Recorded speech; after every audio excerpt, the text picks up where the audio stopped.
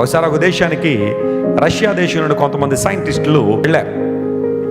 వాళ్ళందరూ కూడా బాటనీ అనే విభాగంలో రీసెర్చ్ చేసే సైంటిస్టులు అందరూ కూడా వృక్షాల మీద రీసెర్చ్ చేస్తూ ఉంటారు.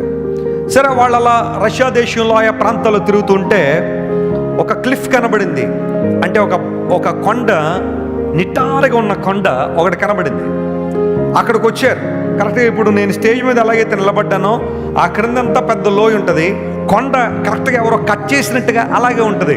చాలా ప్రమాదకరం అన్నమాట.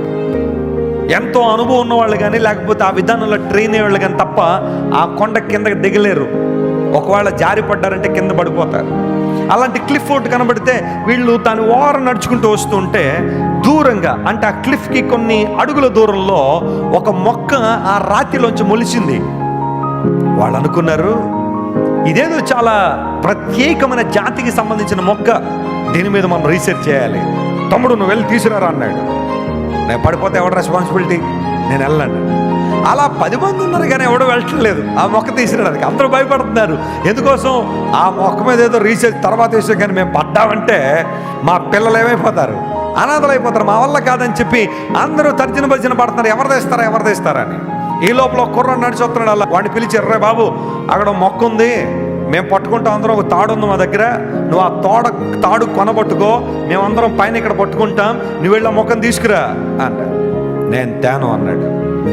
అరే 10 మంది ఉన్నారా, మేము నిన్ను పడేయం, నేను జాగ్రత్తగా మేము పైకి తీసుకొస్తాం, నీకు డబ్బులు కూడా ఇస్తామని వాళ్ళు ఎంతో కన్విన్స్ చేస్తున్నారు. కానీ వాడు అస్సలు ఒప్పుకోవట్లేదు. పోనీ అక్కడ నుంచి వెళ్తానంటే వెళ్ళట్లేదు, అక్కడే ఉంటున్నాడు కానీ ఒప్పుకోవట్లేదు. ఆఖరికి ఒకటి కనిపించింది, పోనీ నువ్వు మేము ఏం చేస్తే నువ్వు అది తెస్తావు చెప్పు అన్నాడు.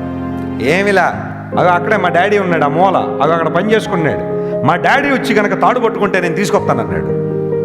అవునా, పిలవంటారా వాళ్ళ నాన్న అంటే గవ్వ వెళ్ళి వాళ్ళ నాన్న పిలుచుకొచ్చారు. ఆయన సన్నగా పక్కగా గాలి ఎత్తి ఎగిరిపోయేలాగా ఉన్నాడు. ఆయన 120 కిలోమీటర్లో గనక గాలి వస్తే 160 కిలోమీటర్లు ఎగిరిపోయేలాగా ఉన్నాడు. ఆయన అలాంటి వచ్చాడు. వచ్చి రాగానే అంటున్నాడు, డాడీ ఇగో వీళ్ళేదో మొక్క కావాలంటున్నారు, తాడు పట్టుకో డాడీ, నేను కిందకి వెళ్ళి తీసుకొస్తానన్నాడు. వెంటనే ఆ బక్క డాడీ పట్టుకున్నాడు తాడు గట్టిగా. పట్టుకోగానే ఈడు వెళ్ళిపోయాడు కిందకి. వెళ్ళిపోయి ఆ మొక్క తుజ్జురు బయటకు వచ్చాడు.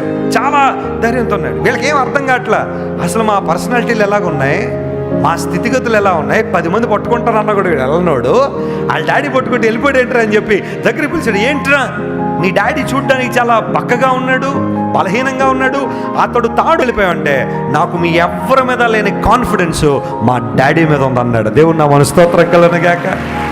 మీ ఎవరి మీద లేని కాన్ఫిడెన్స్ ఎవరి మీద ఉంది? మా డాడీ మీద ఉంది. ఆయన చూడ్డానికి చిన్నగా ఉండొచ్చేమో కానీ ఆయన మాత్రం నన్ను ఎప్పుడు ఏం చేయడు, ఆయన వదిలిపెట్టడు. ఒకవేళ ఏదైనా చిన్న జర్క్ వచ్చి చిన్న ప్రమాదం వస్తే మీరు ఎంతమంది పట్టుకుంటారు నాకైతే తెలియదు, కానీ మా డాడీ మాత్రం నాతో పాటు ఆయన కూడా దూకెత్తాడేమో కానీ ఆయన మాత్రం నన్ను ఏం చేయడు, విడిచిపెట్టాడు. That's the confidence. ఒక కుమారునికి తన తండ్రి మీద ఉన్న కాన్ఫిడెన్స్ అదైతే, ఇప్పుడు నేను చెబుతున్నాను, మన పరలోకపు తండ్రి రష్యా దేశంలో ఉన్న బక్క డాడీ లాంటి కాదు, ఆయన బలిష్ఠుడైన దేవుడు. గట్టిగా చెప్పులు కూడా దేవుని మహిమపరచండి. He is the one who created heavens and earth. సర్వ ప్రపంచాన్ని కలుగు చేసిన దేవుడు ఆయన. సర్వము సృజించిన వాడు, తన మాటతో సమస్తాన్ని కలుగు చేసిన దేవుడు, ఉన్నతమైన దేవుడు, మన కోసం ప్రాణం పెట్టిన దేవుడు. ఎట్టి పరిస్థితులను ఆయన మనల్ని ఏం చేయడు, విడిచిపెట్టేవాడు కాదా. నమ్ము ప్రియ దేవుని బిడ్డ, దావీదు సంతానంలో పుట్టాడు అంటే వాగ్దానం నిలబెట్టుకుంటాడు.